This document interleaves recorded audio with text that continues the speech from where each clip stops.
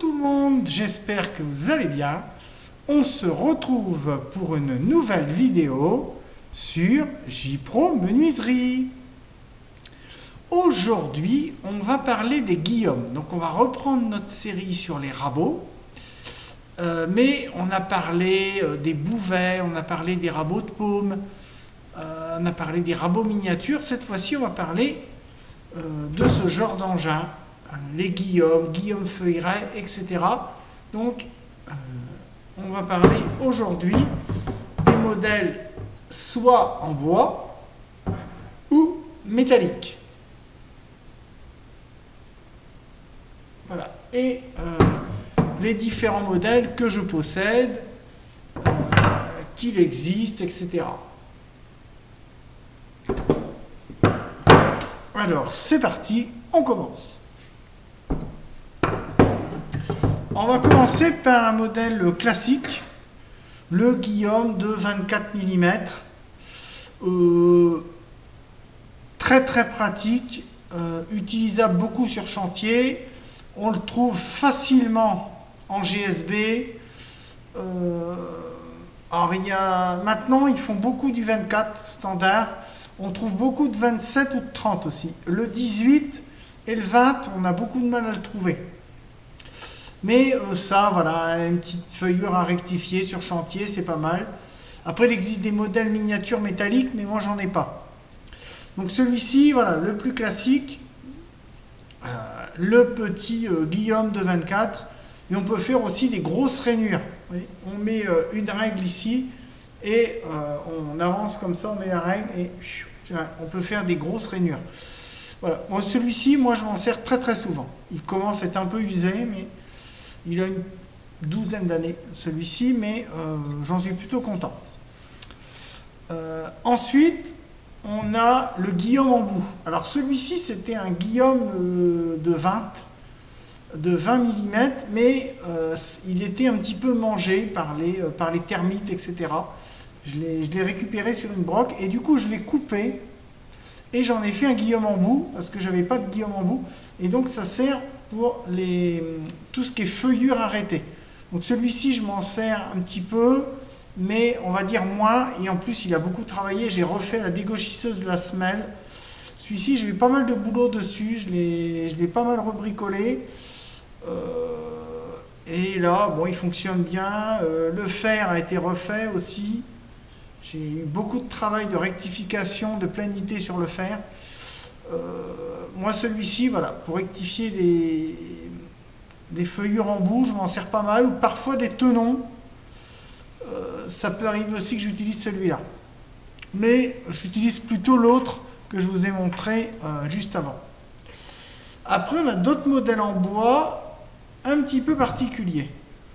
On a le Guillaume feuilleret en bois.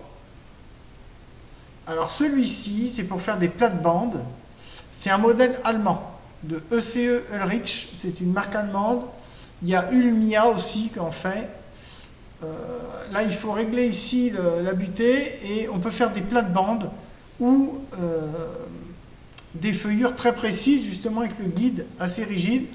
On règle la profondeur ici et la profondeur là, et voilà, on a une feuillure parfaitement rectiligne. J'aime bien celui-ci aussi. Et vous voyez, donc le fer est légèrement biseauté, et il est ouvert. Oui, le fer est ouvert. Et il y a une trappe ici qui permet l'évacuation des copeaux, et qui est pas mal du tout. Celui-ci, je l'aime bien aussi pour des travaux précis, des portes de cuisine, vous savez, les plates-bandes. Si je veux faire des feuillures décoratives, j'utilise volontiers ce modèle. Vous savez que moi, je travaille beaucoup à la main. Ou si je veux faire une feuillure en biais, une feuillure en espèce de pyramide, eh bien j'utilise cet autre modèle. Vous voyez, il a la particularité, je ne sais pas si vous voyez bien à l'écran, c'est que la semelle, vous voyez, elle n'est pas droite. Et donc je peux faire des pointes de diamant. Alors celui-ci, il a une seule butée. Vous voyez, il n'a pas deux butées de profondeur, il n'en a qu'une. Mais on retrouve le même principe, une ouverture ici, un petit amorceur ici, une petite pointe d'amorçage, alors un fer là encore plus oblique que l'autre. Là, il est vraiment de biais. On a vraiment un fer. Alors, il y a des fers obliques arrondis, moi j'en ai pas. Mais vous voyez, il est un peu particulier. C'est made in Allemagne, hein, c'est marqué derrière. C'est un modèle fabriqué en Allemagne. Très costaud et vraiment pratique, vraiment pas mal. Celui-ci il coupe vraiment très bien aussi. Mais c'est pour des portes de cuisine, des plates-bandes. Je vous expliquerai un jour un petit peu les plates-bandes, etc. Et enfin, celui-ci, je me sers beaucoup, c'est le Guillaume Feuilleret métallique, inspiré du Stanley 78. Alors là, c'est une copie, là c'est un Silverline, mais il marche bien aussi. On peut mettre aussi la lame devant, ici. Globalement, moi je l'aime bien aussi celui-là, mais l'inconvénient c'est qu'il est très dur à régler. J'en ai un autre, j'ai un modèle chez Fetful qui est plus facile à régler que celui-ci, mais alors celui-ci il a tendance à décaper. Alors là les feuillures ça va. Donc celui-ci, moi je l'aime bien, mais il est très dur à régler. Il faut enlever le loquet ici, dévisser la molette. Il faut vraiment régler au millimètre. Moi je trouve qu'il est vraiment très dur à régler. Donc celui-ci, moi je m'en sers pas beaucoup parce que je trouve qu'il est lourd. En plus. Alors il y a deux butées, alors c'est pareil. On a une butée ici et il est assez précis aussi. Mais il est dur à régler, mais j'aime bien sa précision. Donc je m'en sers quand même parce que j'aime bien sa précision. Mais j'en ai un autre à la maison, encore plus grand, un peu plus long, plus facile à régler que celui-là. Voilà. J'ai pas le loquet ici, ça sera une petite molette. Il est un peu plus facile, je l'aime mieux. Voilà. Mais ça va être le même genre. À part que c'est un duplex. Il aura deux branches. Là, vous n'avez qu'une branche au niveau du guide. Et l'autre modèle de chez Fetful a deux branches.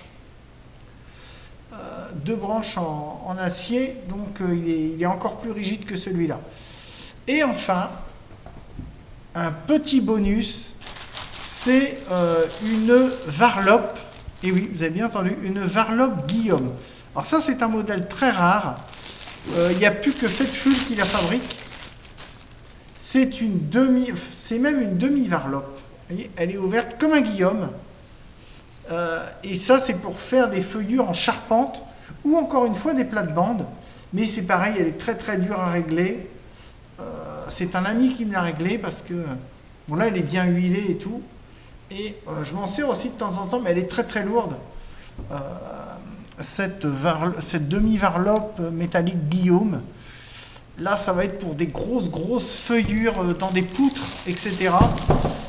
Elle est vraiment très bien, mais là, il faudra vraiment, c'est pour taper vraiment dans de la poutre. Et moi, je vous dis, je prends surtout les deux premiers dont je vous ai parlé.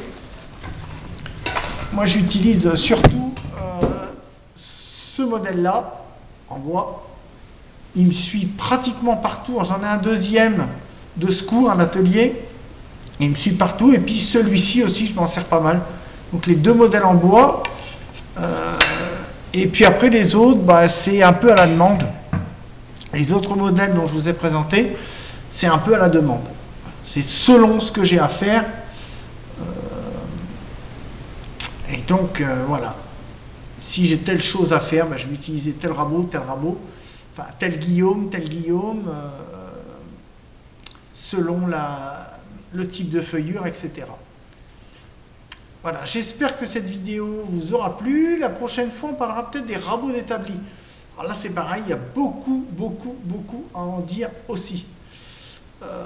Il y a aussi des modèles en bois, des modèles métalliques. Voilà. Alors, dans les Guillaume, il y a d'autres modèles que je n'ai pas présentés parce que je ne possède pas ces modèles. mais il existe des guillaumes arrêtés. Ce sont des guillaumes métalliques avec un rebord, un doigt devant, mais moi j'en ai pas.